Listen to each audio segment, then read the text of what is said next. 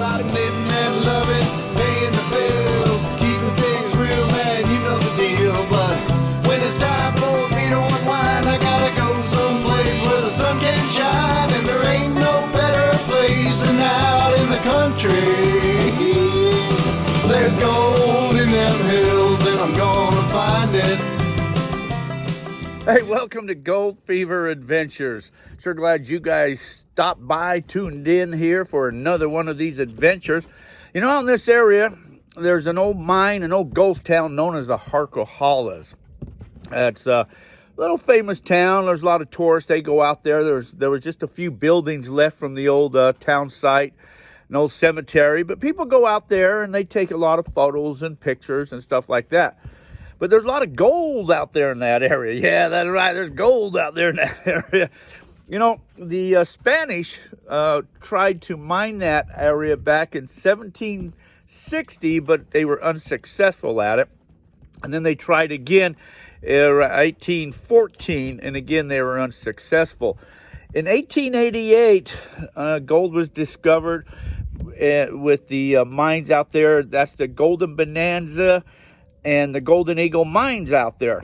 And, you know, once stuff like that's found or discovered, a town springs up. I think the first whatever you call it, store, I guess it was a tent. And the first thing they sold out there was a 5-gallon thing of whiskey. So, but generally, you know, your brothels and your towns and all that anyways, spring up saloons. They all sprang up after gold is discovered, your hardware stores and stuff like that there.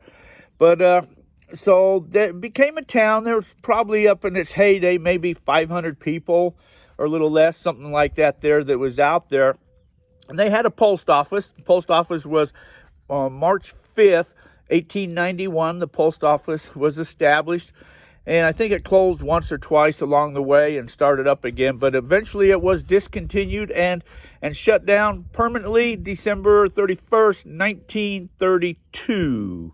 So it's been around for a long time. The town is, you know, there's not much left of the town there to see. They had their own newspaper known as the Harquahala Miner. They had a 20-stamp mill. And there's stories that they used to pour 400-pound ingots to transport them away from the mine.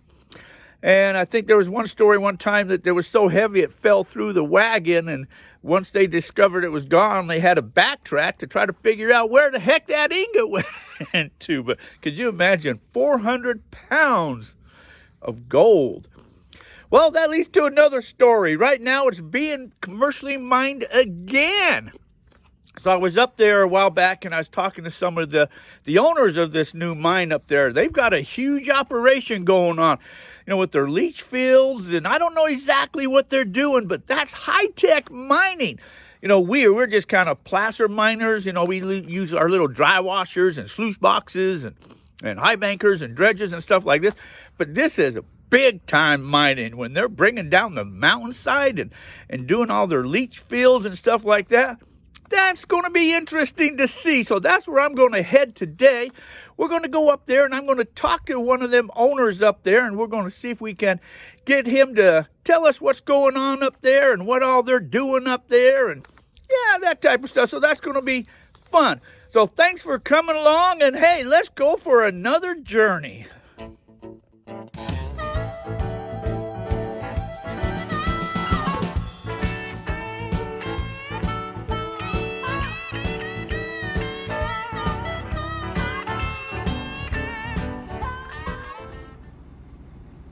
You look up there on the hill, you see that mine with the steel doors on it. You used to could go in there, but they put the steel doors on it years ago, so you can't get in there no more. But that's there is the Golden Eagle mine up there.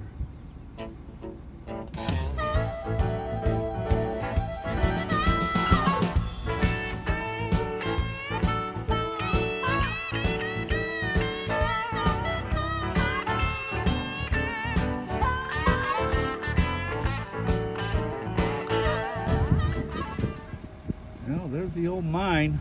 That's where we're heading.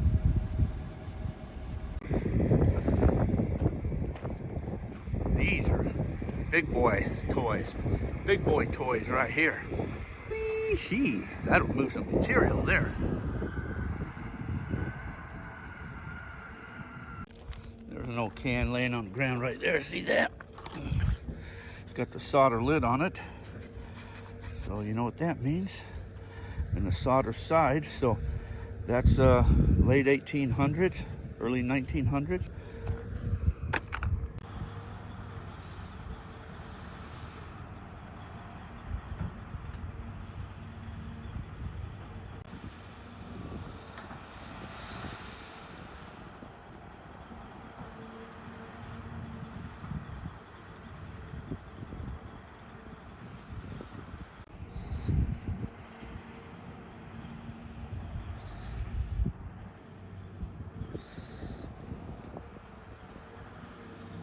But made it up here, and guess who this is? This is one of the head honchos, Alan Brown. So why don't you tell me a little bit what's going on or something? Thanks, Jack. We're out here in Salome, Arizona. It's a beautiful day. I'm the president and CEO of Tombstone Exploration Corporation and a partner with Gold Rock Resources and the Bonanza Mining Company, which is in Salome, Arizona. This project hasn't been operated since the 1920s, and we're building a heap leach pad, which is all basically constructed now, and we're days away from starting to produce gold on the project. Salome, Arizona, and I'm Alan Brown. Thank you. How's that? And that's pretty good. I said my name 3 times. You did. Produced gold on the project. That's pretty good, huh? We're going to produce gold, yes. So we're going to go up there, and you're going to kind of show me. I've never done large scale operation. I've never seen a large scale operation. Like I said, we're just kind of small little placer miners. But what you got going on up here is huge. Yeah, it's a big deal. So. It's a big deal, and it's very great for our company, Tombstone Exploration and the Bonanza Mining Company. And again, we've spent the last year and a half on this project. It took about 6 months to a year to get all the permitting approved. And that took some time. We put up all the bonds with the ADEQ, the Bureau of Land Management, Arizona State Mine Inspector, and a few other people we have to pay the bonds with. The leach pad is completely built out. We're going to show you the leach pad. We're going to show you the 3 layers of liner so we can't actually screw up Mother Earth and have any kind of contamination or anything like that. It's all going to be looked forward. There's sensors on the pad. There's a leach pond at the end of the project where all the little pieces of gold will float into. And a month from now, we should be sending our first carbon column bags filled with the gold out to be processed and eventually pour gold bars. So we're getting very close, Jack. Pour gold bars, man. I'd love to see some of the gold here. All right, well, let's go up there then. Okay, thank you. Let's do that. You got to wear a hard hat and you got to wear a vest, and I see you got your steel toe boots on, so thank you for that. We are MSHA compliant on this site, and everybody has to wear the safety equipment.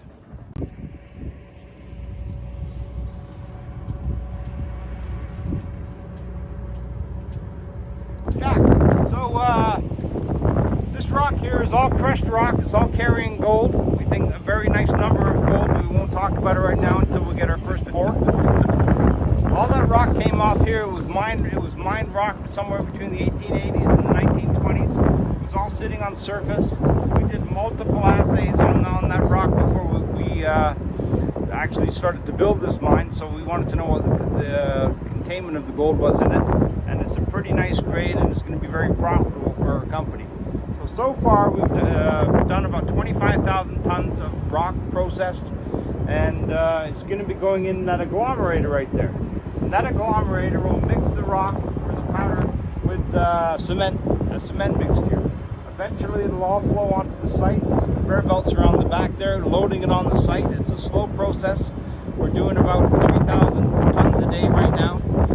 When we get our first 10,000 tons of rock on the pad, we're going to start the leaching operation. So we're a week to 2 weeks away from starting that leach operation.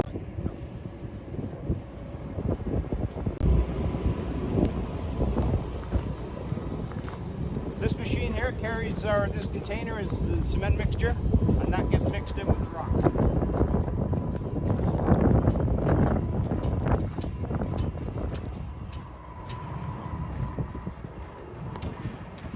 This here is an agglomerator. It's an old one, but it's turning good, and we've had a little issues with power and electricity and that kind of thing, but everything's working today, and we're starting to load the pad. I didn't bring my buckets up here.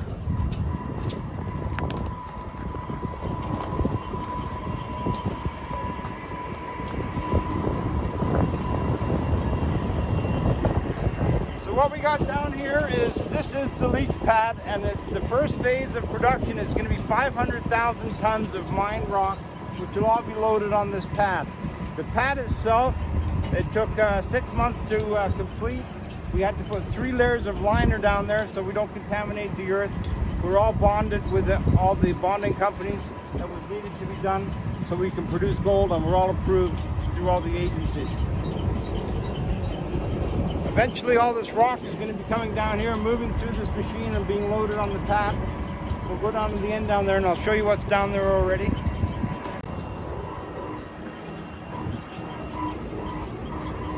Well, I'm not used to wearing safety stuff, you know, hats and vests and all that, but...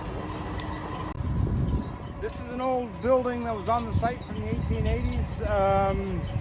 Obviously, it's an historic building. We're not allowed to touch it. We make sure everybody stays away from it, but that's what's left of that old building.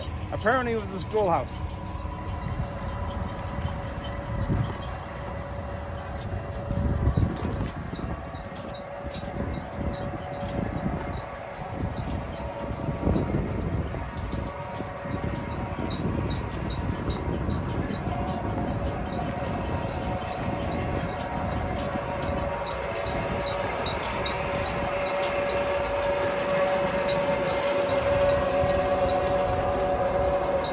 This is where we're loading the gold rock. As you can see on the site there right now, that is the rock which will be the first part of the when we're going to start leaching, which should be towards the end of next week. The water's all in place. The water well is about 2 miles from our property. There's a pipeline that flows above ground. It's all contained. Certainly sufficient water for this property for the life of this mine. So you said that dirt over there is ready to run. So what do you do? Just take it and start shoveling it into? No, that rock that's already on site, those parts there, there'll be a sprinkler system that'll go all over top of it, and then the sprinkler system will carry water and a small amount of cyanide that leaches the gold out of the rock. Eventually it all comes in little pieces, and it'll flow down to the pond at the end of the property down there. And then it'll eventually, again, I'll show you the other end of the property in a bit, where we have carbon column tanks, which will catch the gold in the carbon, and we'll have bags of carbon, which will carry all the gold, which will be shipped off to the lab in Idaho to process the gold. So Jack, as you can see, this is the end of the pad. That first little hole right there is where all the the agglomerated rock carrying the gold in the cement system, which will end up in that little pond down at the start there. And eventually as the gold settles in there, it'll be eventually moved forward to the carbon column tanks. And the carbon column tanks are obviously going to be filled with carbon, and they will collect the gold. Every 2 weeks to 4 weeks after we start producing, they'll be taking those gold bags of carbon and sending them up to Idaho, as I've mentioned before. This big pond at the end, again, is part of our permitting process, and the big pond is in case if we have any major storms or big water issues or anything like that in Arizona. That will catch all the water so it won't go into the valley or hurt anything out there.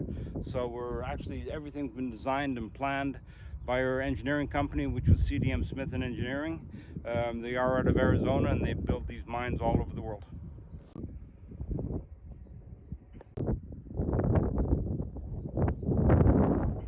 And of course, once again, being here in Arizona, here's that dang wind again.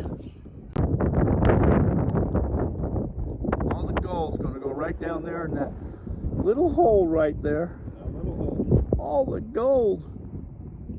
This is really about the gist of it then, huh? This is the gist of it. The first phase. First phase. First phase is 25 to 50,000 ounces of gold. Oh my God, I can't even fathom that. Okay, 50,000 ounces of gold.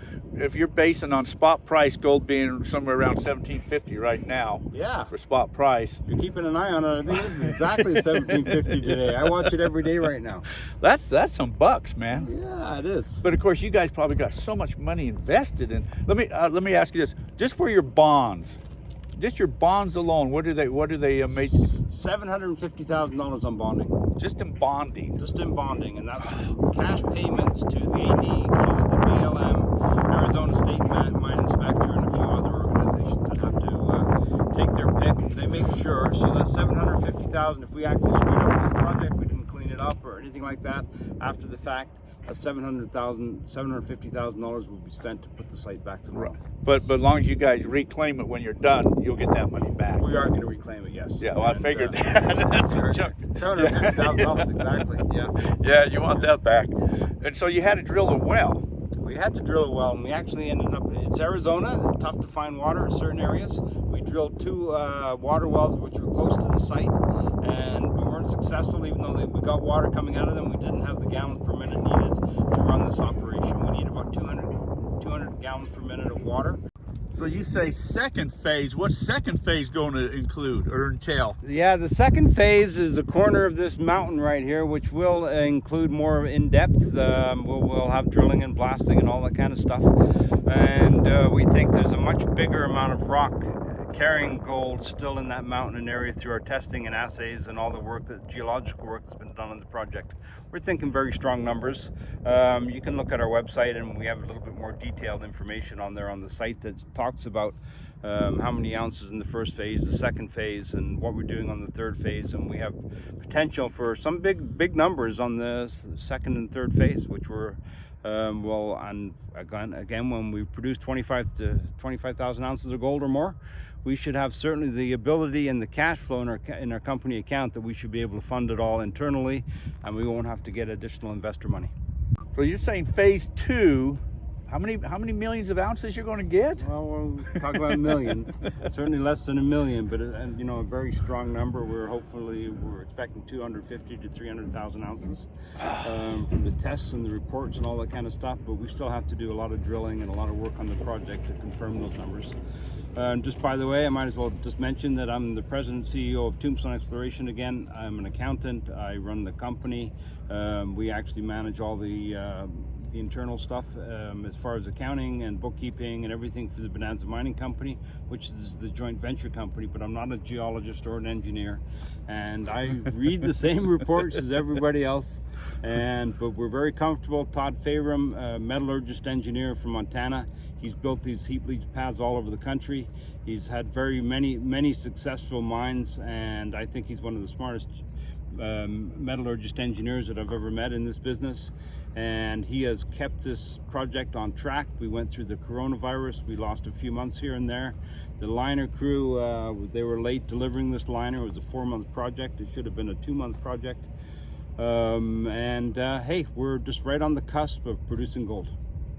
I know that in the past, a lot of people always brought their families when they come to visit. They're up here to visit because this is an historical area, but they've got this blocked off now, so you're not allowed really to come up here to see some of the old buildings. The graveyard, you can still go to the graveyard. You can see the old buildings from a distance, but you really cannot come up here to this site. So further to the site, this whole first phase of this project again is about 160 acres of private land.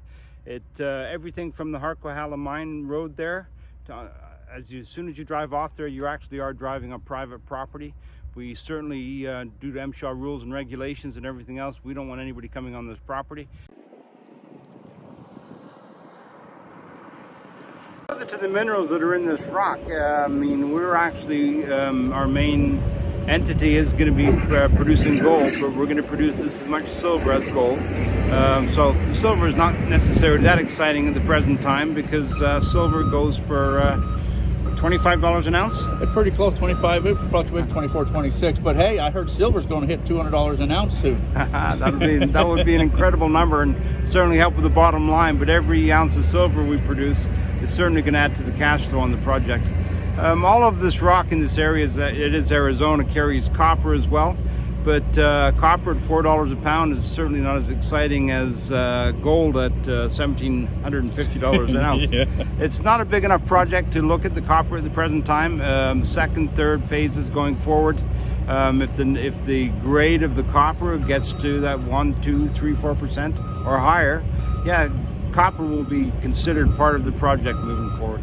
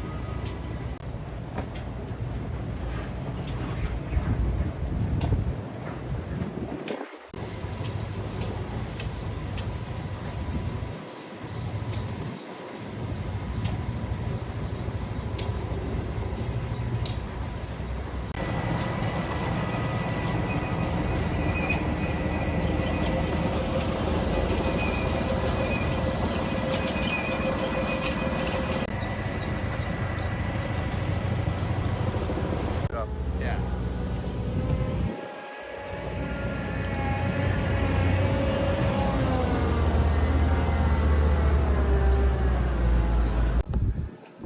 Well, hey, you know what, Alan? I sure appreciate you letting me come on out here and showing me your operation here. Jack, I very much appreciate you coming out here, and it was very nice to meet you. You're a gentleman. I appreciate you taking the pictures and doing the drone flight and the video and everything else, and your interest in this whole area. And I think we're going to be great friends in the future. I really appreciate your time. Appreciate Jack. it, man. Thank you very much. You have yourself a great day, and I wish you a lot of success in this project here. Thank you so much. I Hey, appreciate it. thank you. Okay. Well, that's quite the operation. I guess I can get this vest and stuff off now. Let's go down and check out the cemetery before we head on out of here. Well, here's the old cemetery.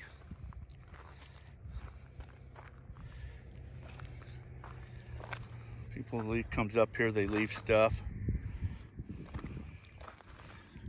Leaving money, different things. Not sure what all it means, but I think there's about 50 graves in here. Look at some of them. Some of them are really small, so you know that they got to be children. Probably a lot of children passed on back in them days. Whatever that plague was that hit so many people.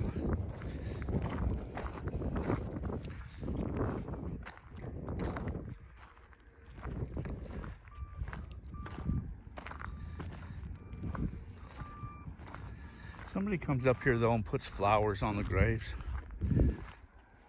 It's a good, respectful thing to do.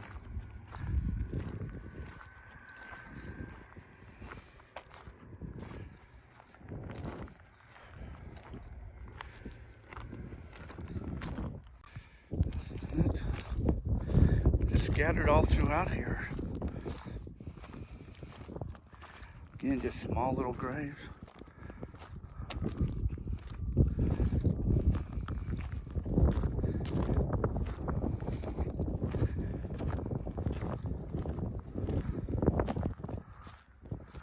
One is way out down there by itself.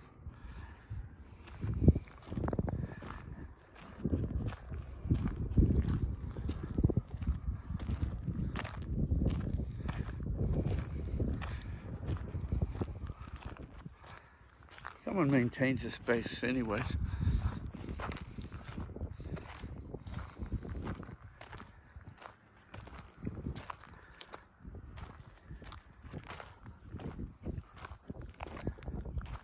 Oh, I don't know who comes up here. They leave money. See, there's some there. Some over there. Some there. Some there. Wonder what the meaning is behind leaving money. You know what the meaning of that is? Who can tell me what the meaning is of leaving money like that on the graves?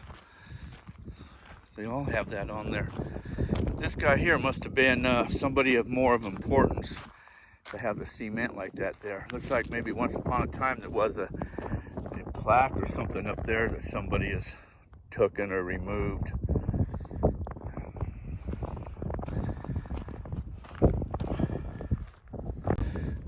But that's the cemetery. I tell you what, that's quite the operation up there, seeing what it's like to be big scale miners from us little dinky little prospectors, huh? You know what they say, when you're out looking for the gold, you're prospecting it, and then once you find the gold, then you become a miner and you got to start mining the gold. Well, those guys are now mining the gold, we're just still prospecting. So I'll just continue becoming a prospector, or being a prospector anyways. Hey, I sure want to thank old Alan Brown for allowing me to come out there and showing me around up there. That's quite the operation. We're going to have to get back up there once they start running that material over those leech pads and see how that's going to work and what kind of gold. That's the interesting thing I'd like to know. I'd like to know what kind of gold they're getting up there. So anyways, want to thank you guys for coming along, sharing on these adventures. Please like, share, subscribe, you know what they say, all that kind of stuff. If you're one of my subscribers, sure appreciate you guys, or one of my Patreons, sure appreciate all you guys. But hey, you guys all be safe out there. Remember, it's a very, very rough world. So until our paths cross again, I'm heading back to the home front. We'll see you guys. Bye. Living and loving, paying the bills, keeping things real, man, you know the deal. But when it's time for me to unwind, I gotta go someplace where the sun can shine, and there ain't no better place than out in the country. There's gold in them hills, and I'm gonna find it. It's a sight to see. You can't believe how the color of gold makes you lose control. Well, there's gold in them hills, and I've got the fever. And there ain't no other place that I'd rather be.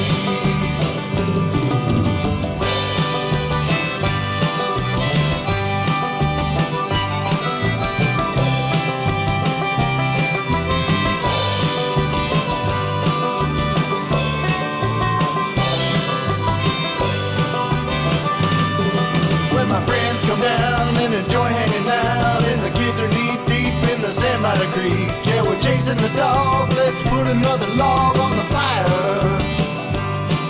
There's times like these that make it all worth the while.